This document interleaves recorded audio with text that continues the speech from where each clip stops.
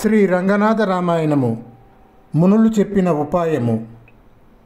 మనమున సంతోష మహిమ శోభిళ్ళ మునుల మాటలు విని మోదంబు మీర ఉండెను భూకాంతుడు ఒగి మౌనులు అనేది దండిగను ఓ రాజ తలపూసి ఇప్పుడు వారకాంతలను ఎల్ల వసుదేశ పంపు వారకాంతల చేత వనములకు ఇప్పుడు దండిగా భక్ష్యములు తగ వారికి ఇచ్చి మెండుగా వనముల మేటి వస్తువులు పెట్టి పంపుము నీవు పెంపుతో అనుచు గట్టిగాన్ కాంతలు కడున్ ప్రౌఢసతులు తిన్నగన్ అటుపోయి తెరగు ఒప్పనుగాంచి మన్ననచే మౌని మహిమ వీక్షించి తీయని భక్ష్యములు తెరగు ఒప్పను ఇచ్చి నెయ్యంబుచే మది నెరిన్ కరంగించి ఆటలన్ పాటలన్ తేట మాటలను పాటల గందులు పదిలులై నిలిచి మనసు ఎల్లను కరిగించి మరి వెంటన్ అంటి మన సిజాకారలు మరి మాయ పన్ని అచ్చుగన్ ఇటురాగా అతడు వెంతగిలి వచ్చును ఇచ్చటికిని వసుదేశ వినుము.